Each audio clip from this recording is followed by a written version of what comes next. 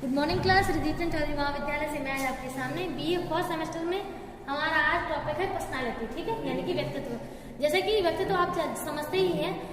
अगर पुराने डेफिनेशन के अकॉर्डिंग बात की जाए तो व्यक्तित्व क्या होता है? व्यक्तित्व मतलब एक ऐसी भूमिका जो एक किसी व्यक्ति की होती है और वो व्यक्ति अपने हिसाब से रोल प्ले करता है। जैसे अगर पहले के समय की बात की जाए तो जो एक्टिंग होती थी ना, जो थिएटर में कलाकार होते थे वो जो एक्ट करते थे वो जिसका भी रोल प्ले करते हैं, जैसे कई सारे शेक्सपियर के बहुत सारे ऐसे सीरीज हैं, ड्रामाज हैं जो प्ले कई लोग करते थे, है ना, आज भी करते हैं। तो इन्होंने उस समय पे ऐसे बोला था कि पर्सनालिटी को मुखौटा कह सकते हैं, व्यक्तित्व को क्या कह सकते हैं? मुखौटा। यानी कि जो चीजें मतलब कोई भी व्यक्ति अगर किसी ऐसे व्यक्ति का रोल प्ले कर रहा है जो वास्तव में नहीं है या फिर है भी, दोनों चीजें ले सकते हैं, तो वो एक व्यक्तित्व के गुणों को बताता है। ठीक है, एक पर्सन की क्वालिटीज को, उनकी विशेषताओं को, उनकी अच्छाइयों बुराइयों को, पूरा जो कॉन्सेप्ट क्लियर करता है एक पर्सन की पर्सनालिटी का, वो व्यक्तित्व होता है। तो उस समय तो ऐसा बोल दिया गया कि जैसे मान लीजिए थिएटर में जो लोग रोल प्ले करते हैं तो वो भी एक पर्सनालिटी को शो करते हैं। लेकिन उस समय के बाद थोड़े से क्वेश्चन भी क्रिएट हुए कि अगर मान लीजिए जैसे जो ड्रामाज में होते हैं वो रियल कैरेक्टर थोड़ी ना है, वो तो एक फिक अपनी मतलब कल्पना है जिसकी फॉर्म में अपन ने एक चरित्र को निर्माण कर लिया है, वास्तव में ऐसा होता नहीं है। तो इसीलिए उसको हटा करके बताया गया कि जो पर्सन का खुद का कॉन्सेप्ट होता है, जैसे मान लीजिए अगर आपकी जैसी थिंकिंग है, थॉट है, जो जैसे आप काम करते हैं, जो आपकी क्वालिटीज हैं, जो बुराइयां हैं, वो सब कुछ आपको एक व्यक्ति बनाती हैं और वही विशेषताएं को हम लोग व्यक्तित्व कह सकते हैं। ठीक है, तो यहाँ पे कुछ डेफिनेशन है। फर्स्ट है ऑलपोर्ट की। तो ऑलपोर्ट का साफ साफ तो कहना यही है कि एक पर्सन अपने आसपास के वातावरण में जिस तरीके से समायोजन करता है, जितनी इंटेलिजेंटली होशियार, मतलब एक तरीके से बहुत ही क्रिएटिव तरीके से जब प्रॉब्लम को सॉल्व करता है, अपने आप को एडजस्ट करता है सिचुएशन में और नई प्रॉब्लम में आने पर नए तरीके से सॉल्व करे, तो वो एक तरीके से पर्सन की पर्सनालिटी की क्वालिटीज को डिफाइन करता है। ठीक है, कि वो कैसा व्यक्ति है। ठीक है, और उसके बारे में जो कुछ भी उसकी विशेषताएं हैं उनको। नेक्स्ट है मन की। तो मन के अकॉर्डिंग इन्होंने कहा है कि व्यक्तित्व जो है, एक व्यक्तित्व को कह सकते हैं कि व्यक्तियों की विशेषता बताना। ठीक, पर्सन की कैरेक्टरिस्टिक्स को डिफाइन करना, जो पर्सन अपनी रियल लाइफ में होता है। रियल लाइफ की बात नहीं कर रहे हैं, लोग बात कर रहे हैं रियल लाइफ की। ठीक है, जैसे भी उसकी चरित्र की विशेषताएं होंगी उनको डिफाइन करना और उसके व्यक्तित्व कहलाता है। नेक्स्ट है आइजेंक की।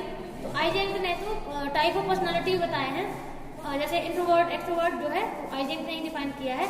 इन्होंने एक तीसरी पर्सनालिटी बताई थी जिसे बोलते हैं एम्बिवर्ट, यानी कि वो भयमुखी।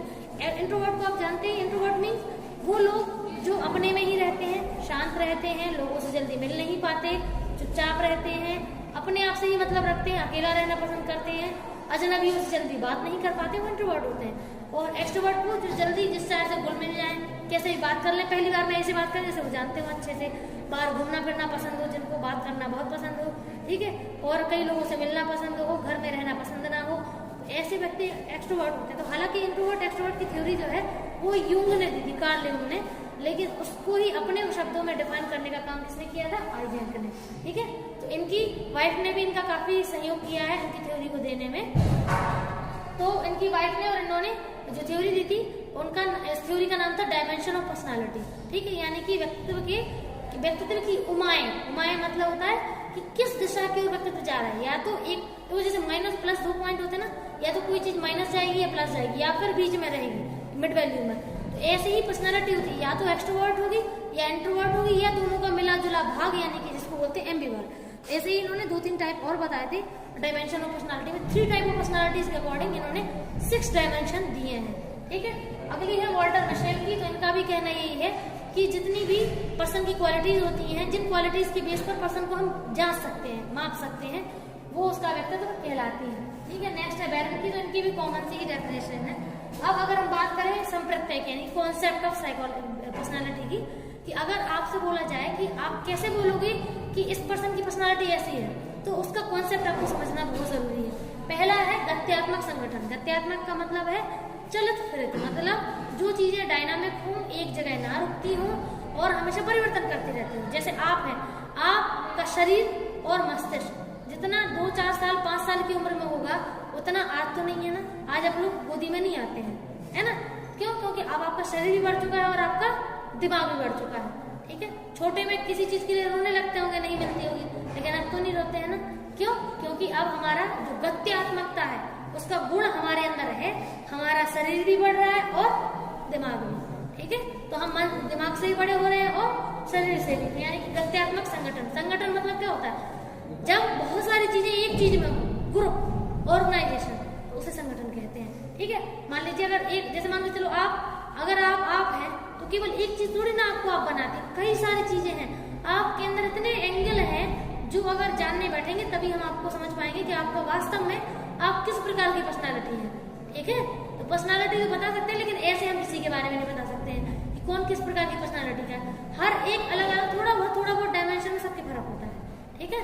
तो ये गत्यात्मक हो गया, मतलब हम हमेशा ग्रोथ करते हैं और हमेशा बढ़ते रहते हैं, और हम हमेशा एक जैसे नहीं रहते कभी भी, ना तो दिमाग एक जैसा रहता है। जैसे किल स्त्री है, किल स्त्री मूवी में जो वो होता है, क्या बोलते हैं, ऋतिक रोशन।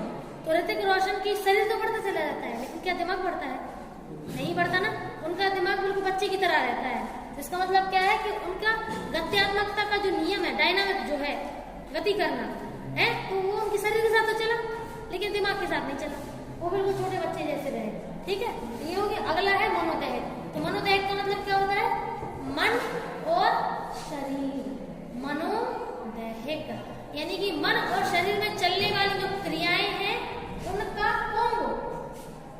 जैसे अभी हमने बोला ना कि गत्यात्मकता हमारे अंदर होती है, हमारा शरीर भी बढ़ता है, हमारा दिमाग, दोनों चीजें बढ़ती हैं, तो वही तो मनोदैहिक है। मन मतलब मस्तिष्क और दिमाग मतलब दैहिक मतलब शरीर। तो शरीर और मन क्या करता है? गति। तो ये दोनों शब्द में है वर्ड, ठीक है। नेक्स्ट है संगठन और व्याख्या। तो आप लोग केवल आप में है तो एक क्वालिटी नहीं, आप में कितनी क्वालिटी होगी, जब आपको जानने बैठेंगे तभी बता पाएंगे कि आप किस व्यक्तित्व के हैं, ठीक है। नेक्स्ट है निर्धारित करना। तो आप लोगों के बारे में, हमारे बारे में, किसी के बारे में अगर हम एनालिसिस करना चाहें तो उस पर्सन के जो एक तरीके से निर्णय लेना है, उसके बारे में बताना होगा कि वो किस व्यक्तित्व का है। तो जब हम पूरे एंगल जान लेंगे तभी बता पाएंगे, ठीक है। ऐसा कभी नहीं कि सोचेंगे कि दो चार एंगल, जैसे आपको अगर हम, जैसे आपने कोई एक बात हमसे बोली और हमने तुरंत 2 मिनट में जजमेंट दे दिया, आप तो इस प्रकार के हैं, तो आपको बुरा लगेगा, क्योंकि आप, अगर आपको पता है कि आप वैसे नहीं है, हमने 1 मिनट में जजमेंट कर दिया। साइकोलॉजी इसीलिए बोलती है कि साइकोलॉजी कभी किसी को जज नहीं करती, अंडरस्टैंड, ठीक है। केवल समझना हमारा काम है, किसी पे जजमेंट पास आउट करना हमारा काम है ही नहीं। हम भगवान थोड़ी ना है जो हम किसी को 1 बार में, 2 बार में, 10 बार में समझ जाएंगे। किसी को समझना करना ये आसान होता, तो वो जो कोर्ट में जो जज होते हैं ना, वो जल्दी से सुना देते, वो इतने सालों के खींचते हैं केस, इसीलिए ताकि वो आपके हर एंगल को परख पाए, ठीक है। इसीलिए जो निर्धारित हम चीजों के बारे में तभी कर सकते हैं जो हमारे